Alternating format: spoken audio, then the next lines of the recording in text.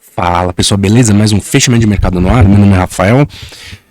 Dia bem volátil, não sei, não é a palavra exata, né? Mas foi um perde-ganha bem importante. Volátil porque o mercado não teve, da máxima para a mínima, não teve uma amplitude gigantesca, mas ficou num perde-ganha e nesse. E no final das contas, né, o último pregão, penúltimo pregão do mês, fechando praticamente estável, né, em um dia que era muito aguardado. Então, era esperado pelo mercado a questão, né, dos impostos, dos combustíveis, e como esperado, né, confirmando a expectativa, o governo vai retomar a cobrança dos impostos federais, né, sobre os combustíveis a partir do 1º de março, né, e aí garantir, né, os 28,9 bi projetados de receita, que dá praticamente uns 12,5 do rombo fiscal lá de 230 bi. Então é um percentual importante, né, e se não ocorresse isso ia ser um problema difícil de resolver, que é a parte da receita, né, que era uma receita bem importante dentro da estrutura que foi publicada, né, e projetada pelo governo, tá? E aí, né, a gente teve isso, querendo ou não, ajuda, né, a parte da curva de juros. A curva de juros deu uma fechada, depois a gente vai dar uma olhada. Nem caiu tanto e nem subiu tanto nesses últimos dias. O fato é que ela tá bem lateral, mas lateral num ponto bem, como posso assim, um ponto bom para o mercado, né? O mercado, a curva de juros, né? Os preços atuais estão nas mínimas do ano, né? Então mostra um conforto do mercado em relação ao cenário que a gente já tem, né? Obviamente, a curva de juros, os vértices eles estão esticados, né? Tá longe, sempre relembrando, né? A gente vinha de uma expectativa de corte, né, para esse ano e para o ano que vem, e aí a gente veio para um cenário de manutenção de juros esse ano e um corte para o ano que vem, mas muito menor em relação ao que vinha sendo projetado, né? Então tá nos menores níveis, mas ainda assim tá alto. Então até, né, a gente não por isso que a gente não vê o mercado, porque não tá 120 mil pontos, porque ainda o prêmio de risco ainda é alto, né? E aí fica aquela dúvida, né? Bom, vai ter expectativa, aumento, né, da expectativa de inflação. Hoje, inclusive, né, se você olha o Focus, 11ª alta consecutiva na expectativa, né? Agora a gente está projetando, o mercado está projetando 5,9%, né? Que seria o limite aí da faixa, caso seja alterada a meta de inflação, né? Foi para alterada para 4, porque a ideia é alterar a meta para 4 e ter a banda ser 2%. Então, né, 5,9 é o limite da banda aí, né? Projetado. E sobre esse aumento dos impostos, né, além da arrecadação de 28,9 bi, por que eu estou falando da inflação? Porque esse aumento, ele equivale, né, pelos cálculos aí do pessoal, dos analistas, né, um aumento de 14% no preço da gasolina na bomba, né, que dá 0,69 por litro. Aí, o que a gente tem na contrapartida disso? A gente tem um prêmio de 7% do preço da paridade internacional, né, do nosso preço em relação ao preço internacional. Então, provavelmente, nesses próximos dias, a gente deve ver a Petrobras anunciando corte de preços para eliminar esse prêmio, né? E aí, a gente sabe, né, que beleza, vai cortar o preço, o preço vai o preço na refinaria. E o preço da refinaria para ir para a bomba, né, tem um caminho aí considerável para chegar. E então, obviamente, não vai pegar 7% na veia. O mercado projeta aí algo próximo de 3,5%. Então, sem dúvida nenhuma, vai dar um efeito na inflação. Isso vai aumentar a expectativa de inflação. Provavelmente a gente deve aí superar ou chegar muito próximo aí dos 6,5%, né, para esse ano. Mas, cara, o ganho fiscal, né? O ganho de receita, o alívio do lado fiscal é muito mais, assim, relevante. É óbvio, são dois problemas muito importantes. Mas a inflação, a gente está com a taxa de juros alta que tende a equalizar esse processo, né, ou tentar equalizar esse problema.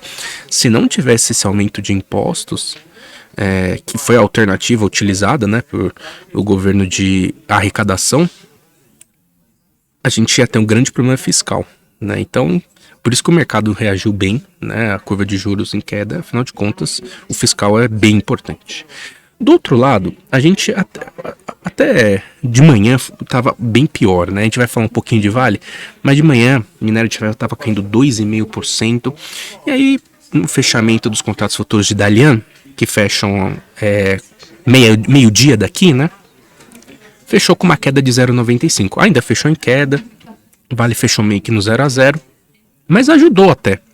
O mercado tava... Vale abriu com queda de 1%, o mercado estava indo para a mínima e ajudou também nesse processo do Ibovespa fechou praticamente estável. E o que aconteceu que a gente tem que ficar esperto agora para o minério de ferro? O governo chinês exigiu, né, não é por favor, exigiu que as siderúrgicas na província, aquela província de... uma província, um centro siderúrgico chinês, que é a maior província ali da parte de produção de aço, né? Que essa província cortasse, né? Que as siderúrgicas da província cortassem sua produção em vista do aumento da poluição, que é uma meta aí que ganhou muita força desde a Olimpíada de Inverno, né? E a expectativa é que essas usinas elas reduzam a capacidade de entre 30% e 50%. Qual tempo? Ninguém sabe, não ficou claro nada até quando vão ser as restrições. Mas, né, isso, querendo ou não, gera um ruído, né, uma pressão aí na questão da demanda por minério, né? Porque o minério siderúrgica chinesa é o principal consumidor, né, da commodity. Então, pode gerar aí uma pressão negativa para o minério de ferro, que tá num nível aí do 130, já tá esticado, querendo ou não, né? Tá esticado e, como a gente já vem falando, pode até corrigir. O importante aqui é não perder os $100 e provavelmente não vai acontecer isso, né? E ficando aí 130, 120 tá bom. Eu tô dizendo isso por poder gerar um ruído para Vale e a gente vai ficar atento aí aos R$85. Beleza? Então, dito, né, só para não esquecer, se você ir lá no meu Instagram, Rafa Infobolso, você vai ver a agenda econômica da semana, que vai ser bem importante para o Brasil, né? A gente tem PIB, amanhã a gente tem taxa de desemprego, tem bastante coisa para o Brasil, e a agenda de resultados também. Acabei de postar a agenda de resultados e a gente tem, por exemplo, Petrobras, né? Então, entre outras coisas. Então, vale a pena dar uma olhada aí na agenda de resultados e na agenda econômica lá no Rafa Infobolso. Beleza? Então, né, o gráfico já tá na tela, né? Vamos falar um pouquinho aí do fechamento do nosso querido Ibovespa. Como eu falei, bem no 0 a 0. Total 0 a 0. E enquanto abaixo desses 107,600 não tem muito o que falar. É tendência de baixa no curtíssimo prazo e caminho aberto para esse último fundo, que é o 104,200, né? E o principal objetivo é o retorno do fundo marcado lá em dezembro, né? Que é essa faixa dos 102 mil pontos, tá? Então, por enquanto, a gente tem essa pressão negativa no curtíssimo prazo. O chama atenção o volume. O volume tá muito fraco mesmo, né? Parece hoje, né? Bom, no carnaval lá, quarta-feira, né? Véspera, retornando, né? Só 3, 4 horas de pregão lá, beleza. Mas hoje, véspera do penúltimo pregão do ano, né? Geralmente tem alguns movimentos de carteira e tal. é um volume muito fraco. Vamos ver amanhã, né? Amanhã tende a ter um volumezinho um pouco maior. Mas se não tiver, olha, a nossa B3, né? E o quarto trimestre foi ruim. A prévia operacional do primeiro trimestre foi fraca. A prévia operacional desse segundo trimestre, mesmo com ajuste sazonal, deve ser fraca, tá? Então, vamos ver como é que vai ser. Mas por enquanto, a gente tem a pressão vendedora do curtíssimo prazo. E essa expectativa é voltar para os 104 mil pontos, tá? Só para não esquecer, a curva de juros que eu falei para vocês aqui é o seguinte. Apesar do fecho hoje da queda, né, a gente pode observar que a curva está parada nesses últimos dias, nas mínimas do ano, né? Então isso é bom, isso é positivo para o mercado, mas, né, a gente chegou num nível que parece um nível ótimo. Então agora a gente tem que esperar como é que vai ser a questão fiscal, né? Como o fiscal vai afetar de fato a inflação e se eventualmente essa inflação vai começar a desacelerar por conta da taxa de juros. Então esses são os próximos passos para a gente entender comportamento de curva de juros, né? E é muito importante isso para o mercado, porque isso abre apetite por risco. Tá? Então, Ibovespa tendência de baixa, a curva de juros está meio parada. Petrobras. Nada mudou em termos gráficos. Acima dos R$ 24, tendência de alta no curtíssimo prazo. Acima dos R$ 21, tendência de alta no curto prazo. Como a gente já vem comentando, como eu falei para vocês, provavelmente ela deve cortar preço por conta do prêmio de paridade internacional. E também a definição do que vai ser o rumo do papel, que é sair dessa congestão, ou rompe logo esse 27,50, ou perde logo esse R$ 24 pela tendência de alta. É o rompimento dos 27,50. A gente vai ter essa resposta dia 1º à noite, dia do resultado.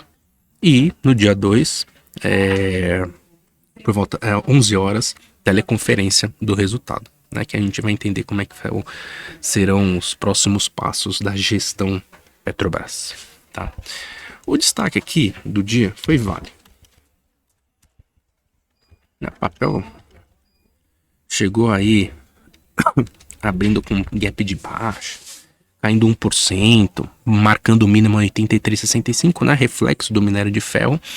E como eu disse para você, recuperou, tal. E agora, né, a mineradora, no final das contas, conseguiu respeitar os R$ 85. Né?